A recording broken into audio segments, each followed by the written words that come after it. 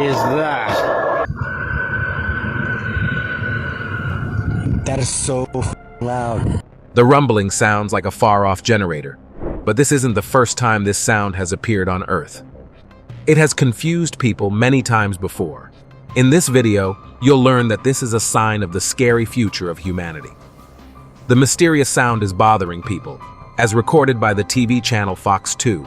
They have gotten lots of phone calls and emails from people on both sides of the river who say they hear a strange, soft, repeating noise. People became very confused and scared because they didn't know what bad thing they were facing.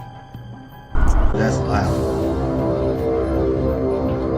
Y'all ain't right with God. Y'all need to get right. This sounds very, very soft that it's almost impossible to hear, but it's very consistent.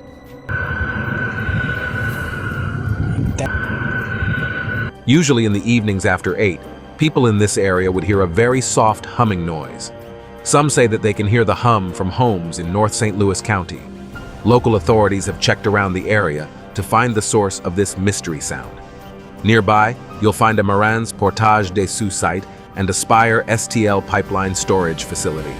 Both companies looked into it and said it wasn't them. The same goes for the Corps of Engineers and Lambert Airport. The Central Stone Company quarry told St. Louis County it's not doing anything during the hours people report hearing the hum. They are also investigating various things like barge traffic to grain bins and an industrial gas company in Madison County, Illinois. Yet the source of the persistent, annoying noise remains unknown. The strange, quiet, repeating noise continues to confuse residents of North St. Louis County. A local resident, remembering a peaceful upbringing near the Missouri River, shared with Fox 2 News in 2022 about the beginning of a soft humming noise in the evenings at the start of that year. Despite its barely noticeable nature, the noise continues for hours, seeming to come from a fixed location. St. Louis County Councilwoman Shalonda Webb has also heard the noise and is actively seeking its origin. Investigations have been carried out at nearby facilities, including a marine spy and the airport. Yet the cause of the puzzling hum remains unidentified. The hum phenomenon is not limited to this region. It's a global mystery that has intrigued many. The BBC reported on it in 2009, attributing the mysterious soft buzz to various factors, ranging from power lines and gas pipes to more mysterious causes. However, some examples of the hum may originate from within individuals' own hearing. Is part of this broader hum phenomenon. Dr. Glenn McPherson, a former teacher at the University of British Columbia, runs a website dedicated to mapping and documenting the hum, gathering reports from people worldwide. Dr. McPherson first noticed the sound in 2012 and established the platform as a research hub where individuals can report the location, timing, and characteristics of the noise they experience. People can also tell details about themselves like their age, medications they take, if they have hearing loss, and more. Because of its sudden appearance, disappearance, and mysterious origin, the existence of this sound is still uncertain. Or is it not? People have found some new clues while rejecting other ideas. McPherson says there are 4 ideas about where the sound comes from. One idea says that very low-frequency radio waves activate the human auditory system, while another suggests that the buildup of low-frequency noise from human activity is to blame. A third idea proposes that natural processes cause the sound, while the fourth idea suggests it's a bodily process like tinnitus. McPherson believes the last idea is the most likely.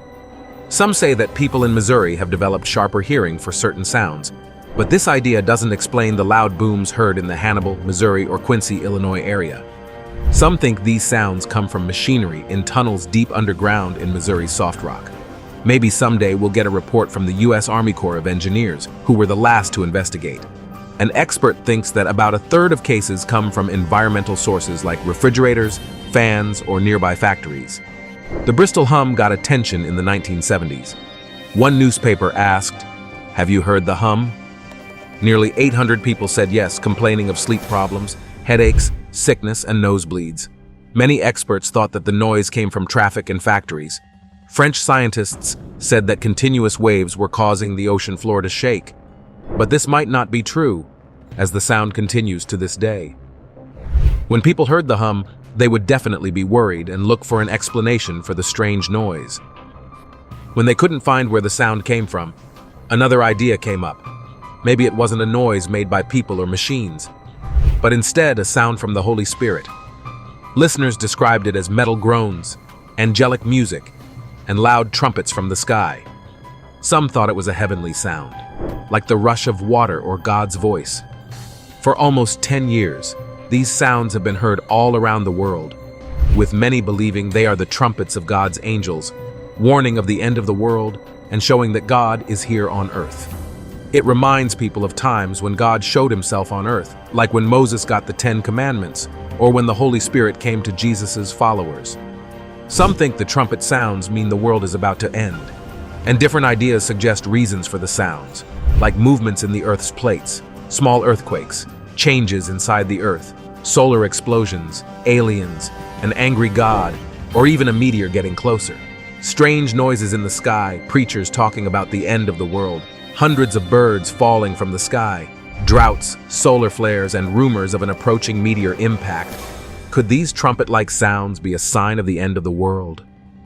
In Revelation 4:1 it says, "After this, I looked and behold, a door was opened in heaven, and the first voice which I heard was as it were of a trumpet talking with me, which said, 'Come up hither, and I will show thee things which must be hereafter.'"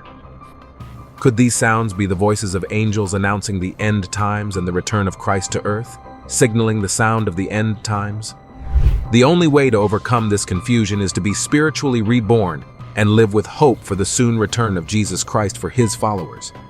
The mysterious worldwide hum affects up to 4% of people globally, with its origin remaining unknown, though many who hear it live in cities, suggesting potential noise pollution sources.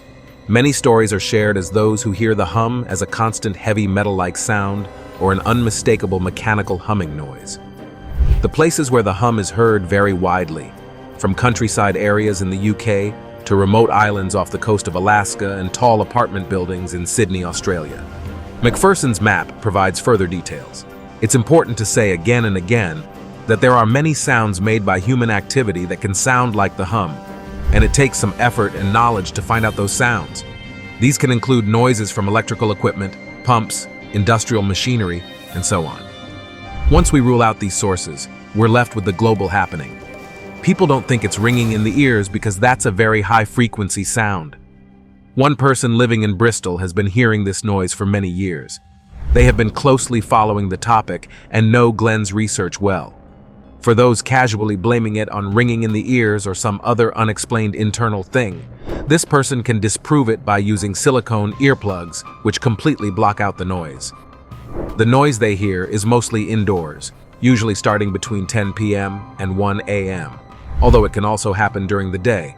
Its frequency ranges from 50 to 60 hertz.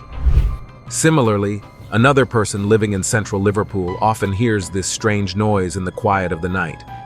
In Pennsylvania, someone heard a very strange sound resembling a flying saucer from old movies, a repetitive whooshing noise that echoed over many blocks, spanning about a mile within city limits. No one could find where it was coming from. It seems like the groaning electrical noises are coming from the ground below. Others heard it last night from around 11 p.m. to about 11:20 p.m. in southeastern Quebec, Canada. The air was very still, and the sound resembled a moaning. Now, it's being heard in Vancouver too. The day God decided to make light was also the day music began.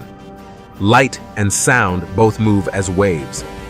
Light waves are called electromagnetic waves, and their length decides their type.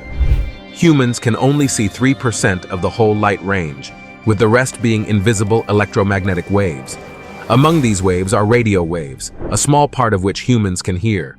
Essentially, both light and sound fall within the same range. When God said, "Let there be light," it marked the start of sound as well. We, being made in His image, are the only creatures given choice to accept or reject His sound within us. Unlike elements such as wind, fire, or water, which lack choice, humans have been given a soul, and therefore, the ability to match our sound with the sound of heaven. While other elements sound like themselves, humans have the special ability to release the sound of God. Understanding sound means realizing that we cannot hear most of the sounds that exist. We are constantly surrounded by ultrasonic and subsonic sound waves. Ultra, meaning above, refers to sound waves above our ability to hear, while sub, meaning beneath, refers to waves below our hearing range. Just because we can't see the wind doesn't mean it isn't there. And similarly, just because we can't hear a sound doesn't mean it wasn't made. Have you ever wondered why a guitar sounds different from a trumpet, or why a trumpet sounds different from a cornet? It all comes down to the vibrations bouncing off different parts of the instrument. The vibrations emitted by a trumpet are distinct from those of a cornet because they have different frequencies, lengths, or rates. As a result, a trumpet produces a rounder, softer sound, while a cornet produces a higher, more direct sound. The sound an instrument makes is heavily influenced by the size and texture of the material it's made from. Every instrument is unique, as it contains its own distinctive sound. Through God's creation, sound becomes individualized and relies on the instrument producing it. With the hope of Christ's glory dwelling within us, we produce a sound that has existed within us since the beginning of time. Thanks for watching, and please subscribe for more.